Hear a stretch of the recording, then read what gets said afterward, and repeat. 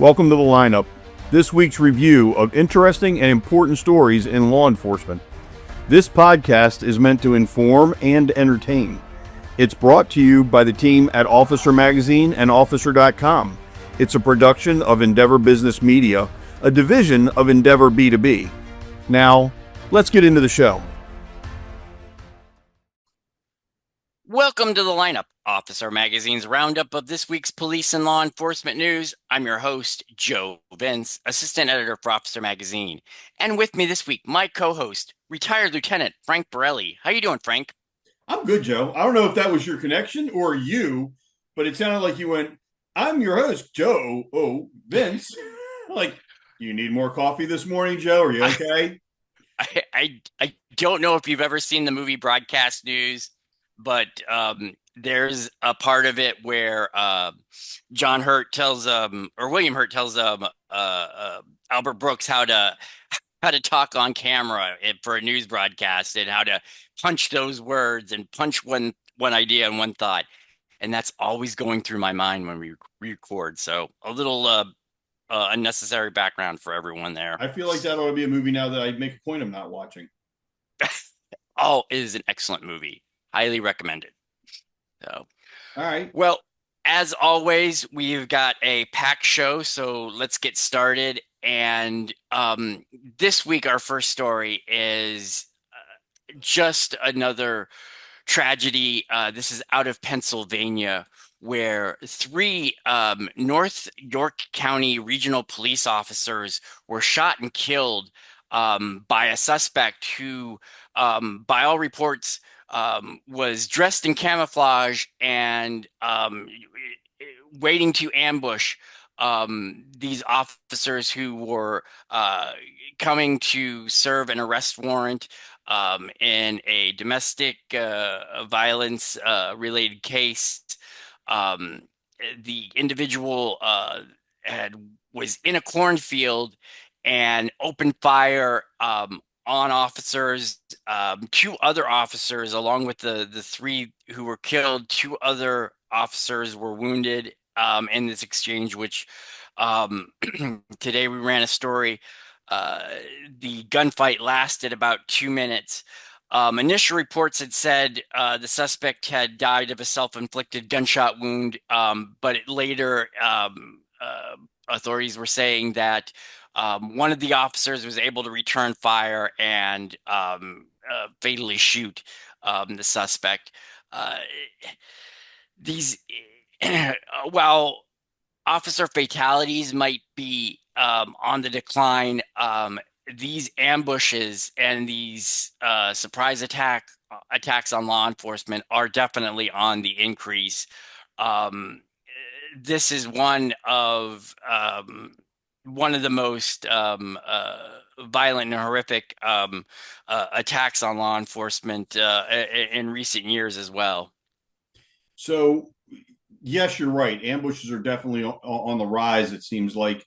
But I would go back to, and this was something taught to me at the very beginning of my police career, domestic calls can be some of the most dangerous and most violent, right?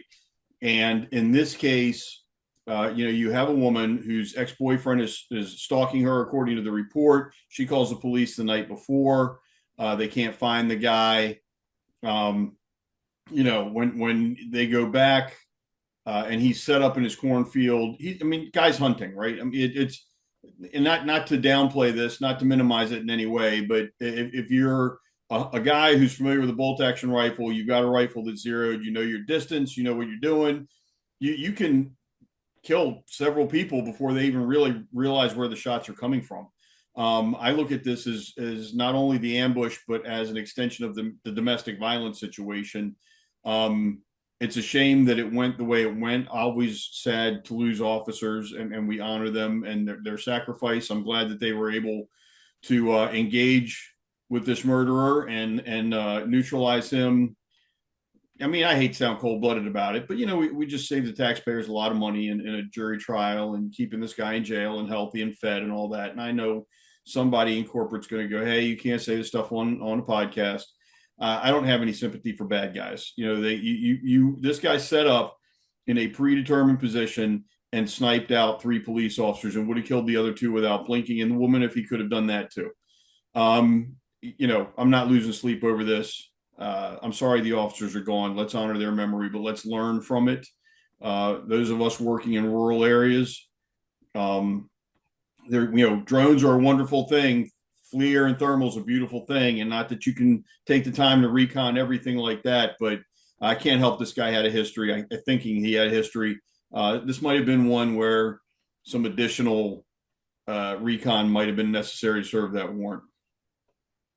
And you brought up this was hunting. I mean, this is what that individual was doing. And the of course we can't ask the person, but I mean, clearly premeditated. This isn't just sort of reaction. And it's frightening more and more that um, you know, offenders are setting up these kill zones for officers, Yeah. luring them in through having to do their job. Um, and, we're gonna go to another story too, where again, it just, uh,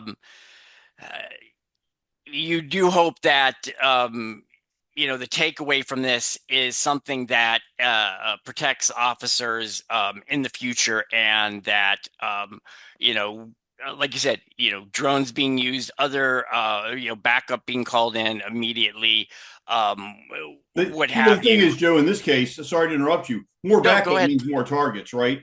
The True. the only way I could see this being avoided would be to have been hyper paranoid. I mean, Hmm. you don't even respond to the property. You stay somewhere off the property. You put a drone up with down looking FLIR. You scan the fields all around the property. I mean, it's an unrealistic approach. Um, but you see, if you got five officers going, you already know.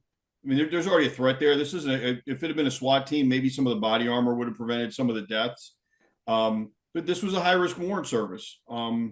If we anyway, but you're right. The ambush and the call to service, somebody waiting to get you, just like our next story with this captain. Hmm. This is out of our next story, out of Georgia. McKaysville Police Captain Brantley Worley was critically wounded when he was shot in the head by a suspect. He was responding to a report of a suspicious person, and apparently the individual just had come up and shot him in the head.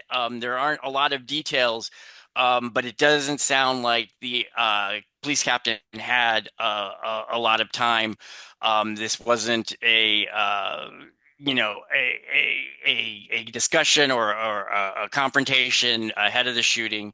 Another case of being called in again, and it's that vague kind of call of a suspicious person, and you go in expecting anything, and even then, that might not be enough. Well, there's no such thing as expecting the unexpected, right? That's why it's the unexpected. You can't even anticipate it. This captain, he responds to a suspicious person's call. He shows up in the area to check it. This guy could, I mean, short of being there on the scene, the fly on the wall, so to speak, and see every circumstance, there's no way to know what this captain walked into. It sounds like Mhm. he's got a long recovery ahead of him. Shot in the head that results in a brain bleed and a broken neck. Um, that almost sounds like a neck shot. I don't know how you get shot in the head and end up with a broken neck unless it's from the violence of the shot, the impact of the shot, right? And then what kind of broken neck are we talking about? Because like the movies condition us, you hear broken neck or broken back, and you immediately think full body paralysis, you think shattered vertebrae, whatever. I know a guy had a broken back and it was one spinous process that had been cracked, and they called it a broken back. So there's a bone in his Yeah. back that had been cracked, it was broken. I hope this captain is not injured too terribly. I hope he makes full recovery. The last report looks like he was stable and expected to recover, but God knows what that fight ahead looks like for him, and we need to keep him in our thoughts and prayers and hope he recovers appropriately. Yeah, and that the recovery too. I think a lot of times we do not forget, but um, it's sad to the case where we are relieved that an officer is just injured as opposed to losing his or her life. Um, and it's a sad state of affairs when you're talking about these kind of calls for officers. Yeah. Uh, Moving on to our next story.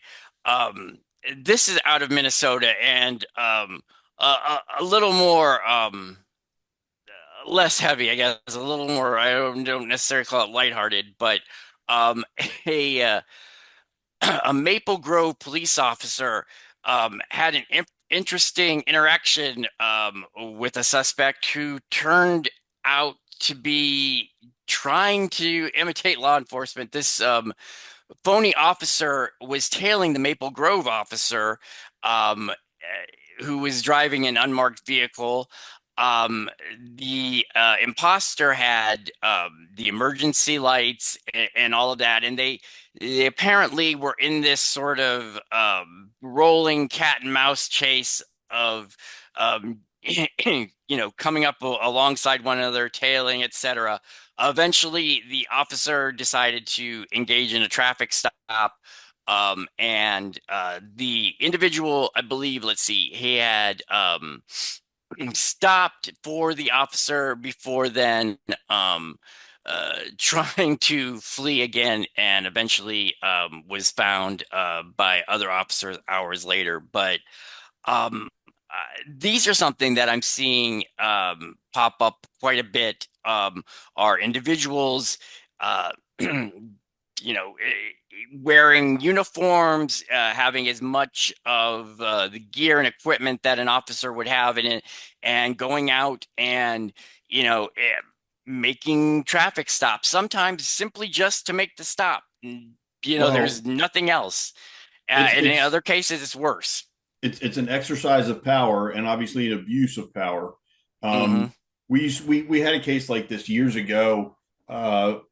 Had a guy who had bought a decommissioned fire chief's car, so it was an unmarked Crown Vic that was maroon, and the fire department didn't strip all the lights out of it when they sold it. So this guy's now driving around with some emergency lights and flashers in his car and a siren built into it. And he got in his head that he could go out and slow people down. If he saw people speeding, he'd turn on the lights, and then when they slowed down, he turned the lights off. And we got several reports of this car. I mean, the guy did this around the neighborhood he lived in. And one night, he decided to follow a police officer that we had staged. We actually put a guy in a Mustang and had him go out and go through some stop signs, not blatantly badly blowing through stop signs, but not stopping. Going 5, 10 miles an hour over the speed limit out on the 4 lane, 6 lane roads until finally this guy ended up behind him and pulled him over.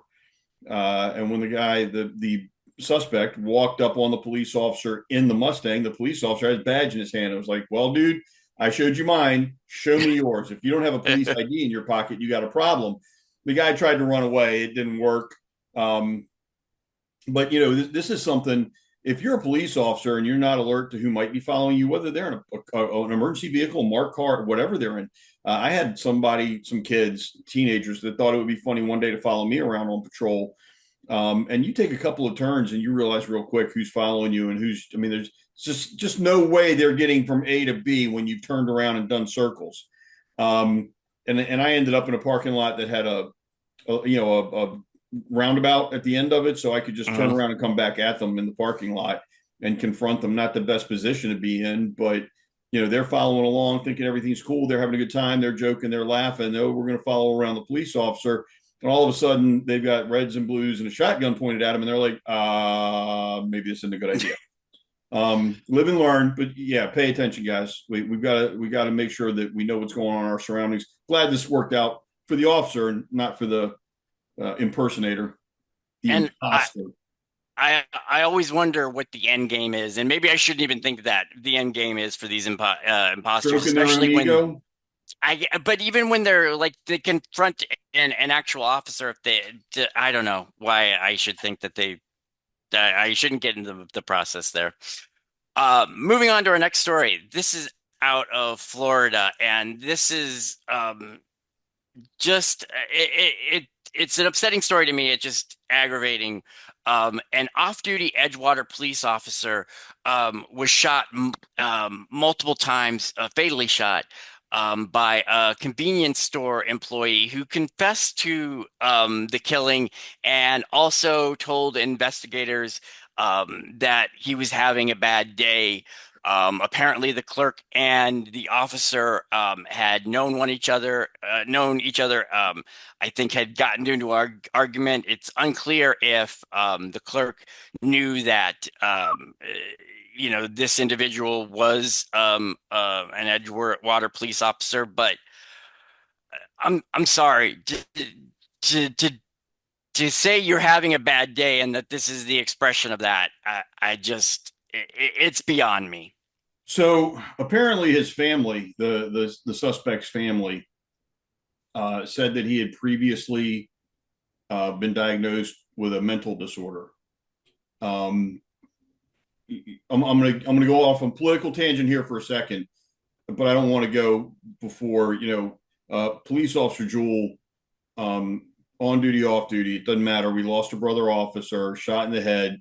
Apparently, because somebody else was having a bad day, he didn't do anything wrong. He didn't. There wasn't a conflict. Guy's having a bad day, so I'm gonna shoot this guy in the head. Um, there's a place in heaven for Officer Jewell. That said, the family said this guy had a history of mental disorder. One of the biggest, I'm as pro Second Amendment as they come, Joe. You know that. Like I'm all Hmm. in favor of anybody who wants to own a gun, own a gun. I think we should have training requirements, but even that infringes the Second Amendment. The biggest fault we have in our country today, and we have mandatory background investigations.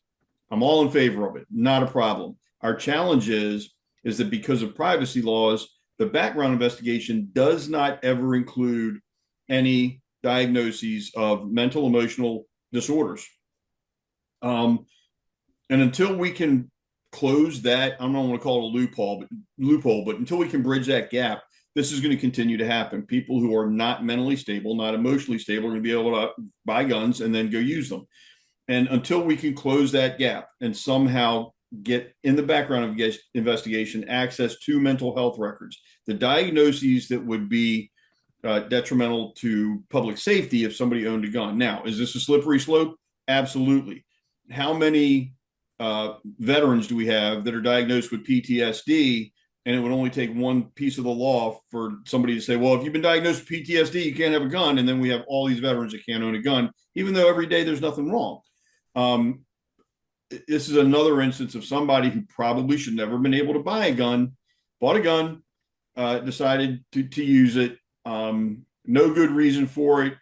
And, it's interesting that they just like, yeah, I did it. We didn't even have a confrontation. I scared of him. I'd seen him with a gun before. I shot him in the head multiple Yeah. times. Anyway, moving on. Yeah, no, and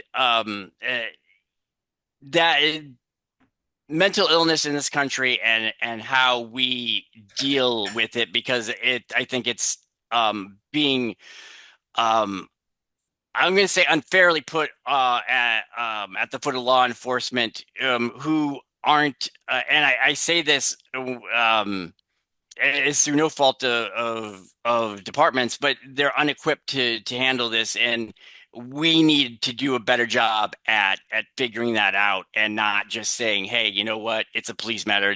Kind of deal with this mess. Yeah. Moving on to our next story. This is out of Colorado, where two Colorado sheriff's deputies were injured doing fire during a fire arms training exercise. Apparently, they were finishing up training. Let me see here. They Yep. were no longer on the firing line. They were securing their gear when one of the deputies' weapons went off, and that deputy and another deputy were both injured. Uh, Frank, we've talked about this before. These Didn't are you these didn't are you write an entire article about training, I safety yes. and training? And Hmm. so And I'm it's going to pick still a on you for a problem. moment, though. Sure. And you just made the statement when one of their weapons went off. Doesn't happen that way. Somebody pulled the trigger. Somebody jammed a gun in a bag and something caught on the trigger and discharged a weapon. Contemporary firearms don't go off. We have to pull the trigger, or something has to put enough pressure on the trigger for it to activate. One of the deputies discharged their weapon, whatever the circumstances were. And I'm not being critical of the officer. There are times where, whether you want to call it accidental, negligent, whatever you want to call it, guy could be holstering, and piece of the shirt gets snagged in the trigger guard as he's pushing the gun into the holster. The guy whose weapon it was that discharged, he learned a valuable lesson because he was injured, and he learned an even bigger lesson because another deputy was injured. Thank God neither one of them was life threatening. All too often, we let our guard down during training or as soon as training's over, and that's when these things happen. We have to be alert to the possibility of a negligent or accidental discharge at all times. I've been in cleaning rooms where you have an empty handgun, no magazines, no ammo. You have an empty handgun. You're in a cleaning room. There is no magazines or ammo in the cleaning room. There's no way for this weapon to be loaded or get loaded. And so people do stupid stuff. They look down the barrel of the gun to see if there's an obstruction. They point it at other people while they're cleaning. They're doing all this. If the gun is assembled, it's lethal. We have to pay better attention. This shouldn't happen. We talk about it too many times a year. For those who haven't read Joe's article about safety and training a couple of months back, Joe, a couple of issues ago. Yeah, yeah, And I few know months you back. talked to Ken Murray, the guy who wrote Training at the Speed of Life. We talk about training safety scenarios, or scenarios for safety, mandatory safety practices. We got to stay on top of this. This is unacceptable. Moving on to our next story, and actually, these next three stories are all Kind of all related. all related, connected with incidents at headquarters or stations. First is out of Nevada, where for the second time this week, gunshots were fired at the North Las Vegas police's traffic division.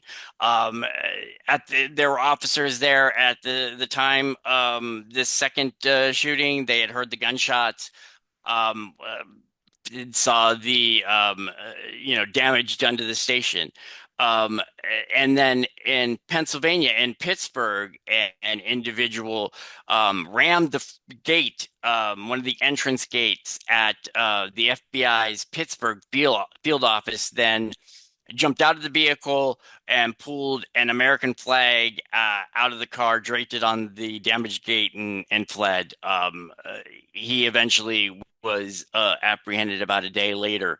And then finally, video captured a shootout between officers and teens that erupted near an NYPD station.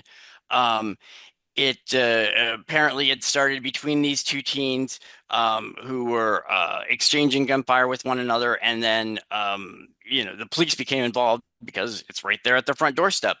But in two of these cases, we're looking at actual attacks on the stations or the headquarters. And the third, it just happened to be the location. But I think there's always been this belief that police headquarters, police stations are sort of a safe haven, and it's becoming more and more that that's not necessarily the case. And I say that as far as criminals and offenders, uh, not that they ever had sanctity for the police station, but again, brazen in what they'll do there.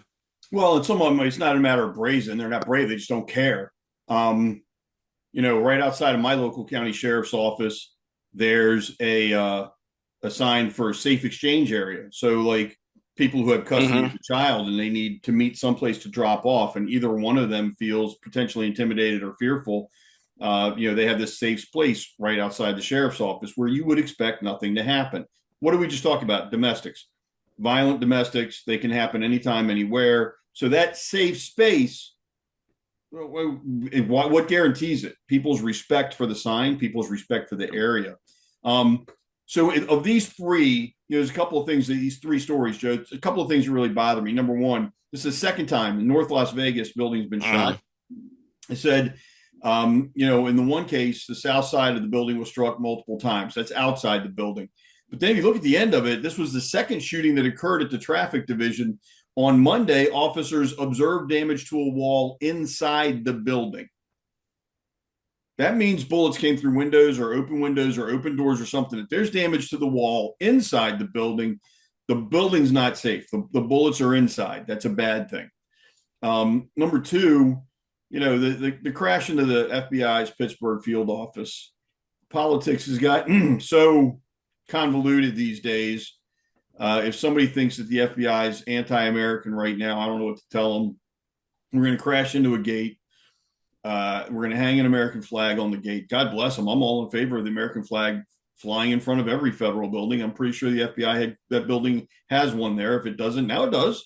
But this is somebody looking for attention. This is somebody trying to make a statement and doesn't mind getting arrested for it. The officers in New York, shooting right outside of the station, like you said, there's this perception that the station and the area surrounding it should be safer, and that's not true. And we should have learned that, during the riots that we saw years ago, where they burned down a whole district station in Minneapolis. The station doesn't guarantee safety. You got to pay attention. If you're not inside of a known and secure area, you've got to have your wits about you. You've got to have your head on a swivel. Not that you're looking for work, but you're looking for the work that comes to you. So that let's keep that in mind for all my brothers, sisters, officers. You gotta be alert all the time, anytime, doesn't matter where you are. And on that note, we wrap up another jam-packed episode. As always, thanks for tuning in and listening. Before we started the recording, you talked about, these last 2 weeks have been not a lot of the feel-good stories, not a lot of the dumb criminal stories for that matter. It's been a lot of violence, a lot of tragedy. I know that should be a no-brainer in terms of policing news and so on, but still,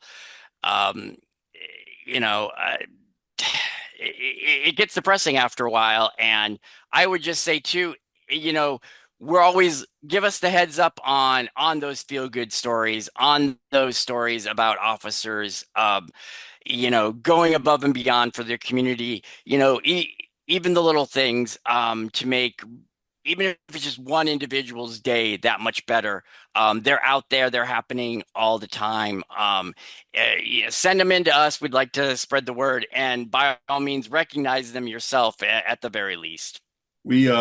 I look forward to the lineup podcast that we do right after the October issue comes out, because we've got our Valor Awards. And a lot of people give Valor Awards for this was courageous, this was brave, this was life-threatening, this was whatever. I love the fact that we do so many stories, Joe, where it's something that's above and beyond, but it's not necessarily what somebody would look at and go, oh, that's so brave. Remember the story we did?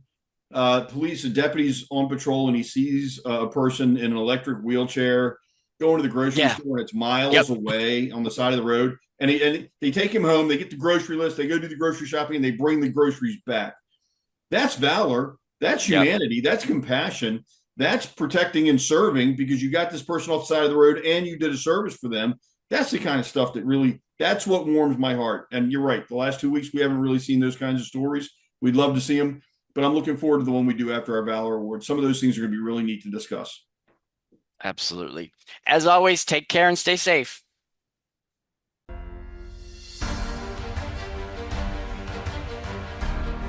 Thank you for listening to this week's episode of The Lineup.